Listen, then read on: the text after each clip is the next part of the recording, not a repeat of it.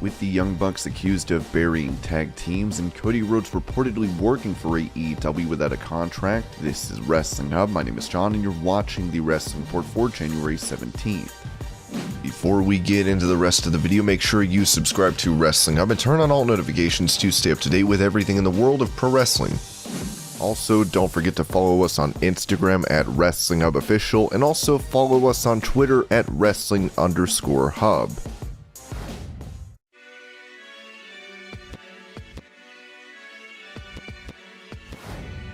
Despite many not being fans of the new iteration of NXT, former WWE star Top Dolla told Ringsiders Wrestling that NXT 2.0 is something he prefers due to the focus on characters. I love NXT 2.0 because people think that because NXT, the older version, was very wrestle-centric, there's more than enough other things that you can watch if that's what you're tuning in to watch. There's more than enough of those. If that's what you're in it for, then there's more than enough of those. But NXT 2.0 is heavy character-centric. That's the wrestling I grew up on, that I love. Some of the most ridiculous characters were our favorite characters, like The Godfather. To pretend that I don't like that would be inauthentic.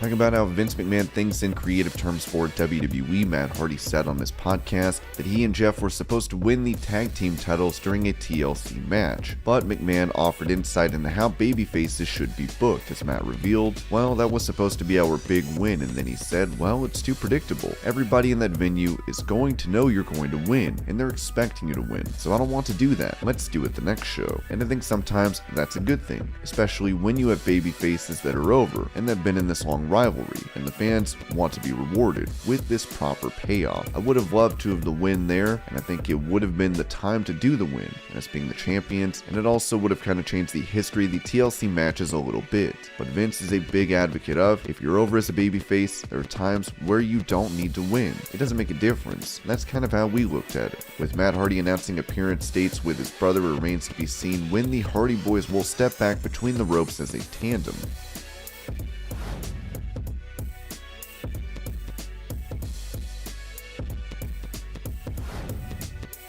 While there have been reports of a potential name change for the Elimination Chamber in Saudi Arabia, that is not the case as WWE released a statement about their upcoming plans for the match. The General Entertainment Authority, in cooperation with WWE, has announced that the Elimination Chamber Premium Live event will be held at the world's largest pillarless Superdome in Jeddah on Saturday, February 19th, 2022. More details of the event will be announced in the coming weeks. The Elimination Chamber show complements the commitment of the General Entertainment Authority to provide the most famous international events and entertainment shows. This show was preceded by several previous partnerships with WWE to present international shows in the kingdom, which achieved remarkable local and international success, including the recent WWE Crown Jewel show in Riyadh season 2021 and WWE Super Showdown in the previous season in early 2020.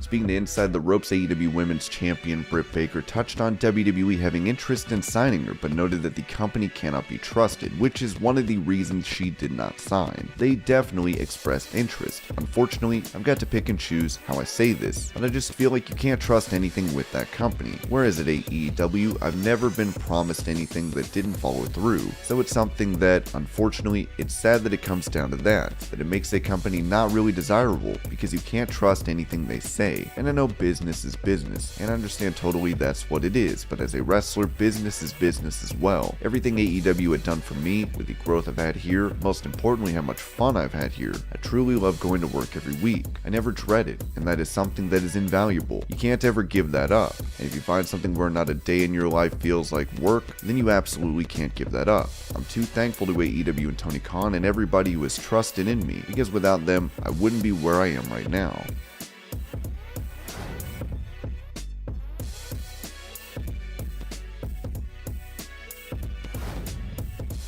When it comes to the Undisputed Era reforming in AEW, many fans are excited to see what is next for Adam Cole, Bobby Fish, and Kyle O'Reilly. Still, Jim Cornette feels differently, as he took to his podcast to accuse AEW of erasing the group from the very beginning. You think about how NXT and WWE kept the Undisputed Era on the top, kept them interacting with the best stars, kept them away from following their worst instincts. And this comedy stuff, it's not happening here since nobody is in charge. There is no authority in AEW. Because of this, Undisputed Era has been erased. They have lost the opportunity they had. They had a top group who fought for major titles in the other company, where they were booked like $1 million, who had been must-see television. Now it is simply over before it started. Who really cares about the Undisputed Era? With a feud looking to be brewing between the Undisputed Era and the Elite, it'll be interesting to see how this plays out.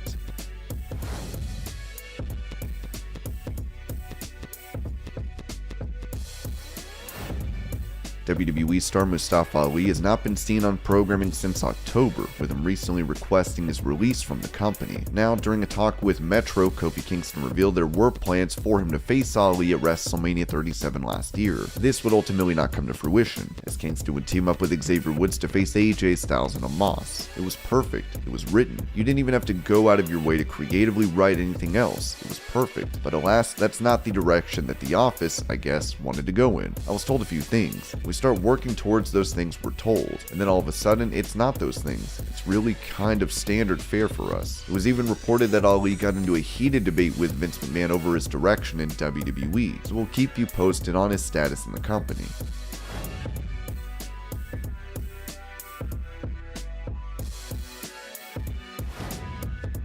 During an interview with Fightful, NXT champion Britt Baker talked about his days when he was playing football, revealing he was backstage for an AEW Dynamite show. No, I was just focused on football at that point. I went to an AEW show when I was playing football. My dad is really good friends with a lot of people that work in the back. I just got to meet those guys, go to a wrestling match, because it was in my backyard in Atlanta, right down the street. Just went down there to meet people. It was cool.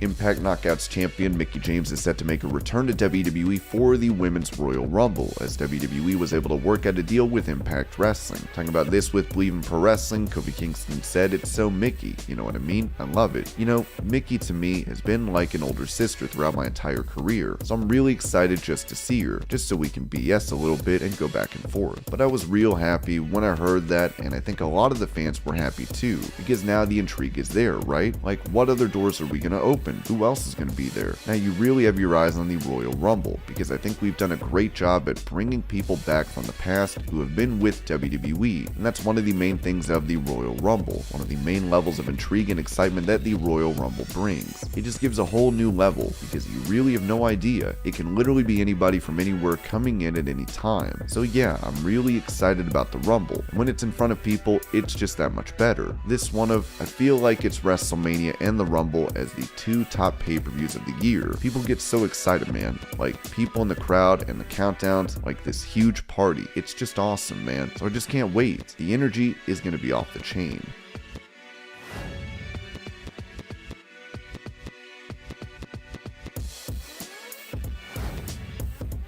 One reported reason for Bryan Danielson leaving WWE for AEW was to have more freedom in regards to working with other promotions. Speaking about this on the Wrestling Observer podcast, Dave Meltzer noted Bryan Danielson without going into detail, but some people will figure it out. There's an independent promotion which I believe he wants to work for, in a market that AEW has not run yet, and AEW is not against him working for that promotion. But when they run that market, they want Bryan Danielson's first match in that market to be in AEW.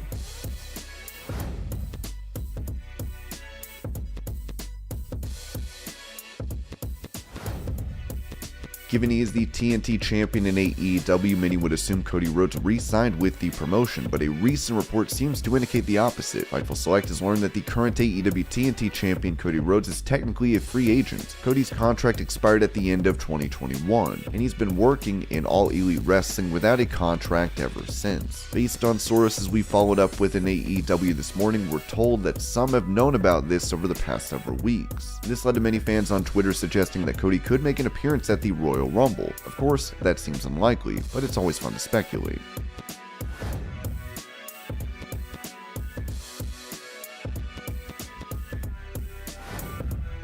With them looking to be involved in a feud with Cole, Fish, and O'Reilly, the Young Bucks were recently accused of burying tag teams that are better than them by none other than Jim Cornette, as he mentioned on his podcast. You know, the one thing that the Young Bucks have picked at this stage of the game is that all the tag teams coming in are better than them, more experienced, are way better trained, have better wrestling heads and minds. Because of this, they need to do something about that, because Tony Khan doesn't know what he's doing, because he has never done this before. He is more than willing to sit there and listen to people who he thinks are experts.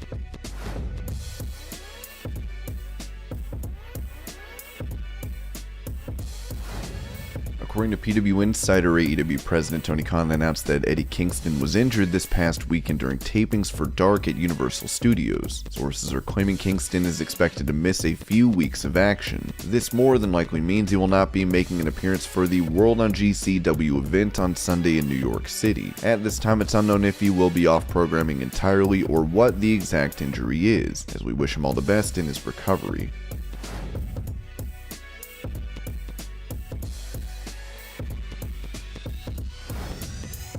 In an interview with TV Source Magazine, SmackDown Women's Champion Charlotte Flair talked about her mini-program with Naomi and named a few other stars she'd love to feud with. "I've never had a full feud with Naomi. I'd love to face her again. I want to do a full program with Shayna Baszler. I admire her and her background. I also think that Bianca and I will need to have a full program at some point. I had a taste of what we could do on Raw, and I would like to go back to that and have a full program. She's so athletic and powerful, and I need more time with her. Rhea Ripley also definitely has unfinished business with me. I would love to share more moments with her. I really want to fight everyone. I'm a different performer now, and I guess I have unfinished business with everyone."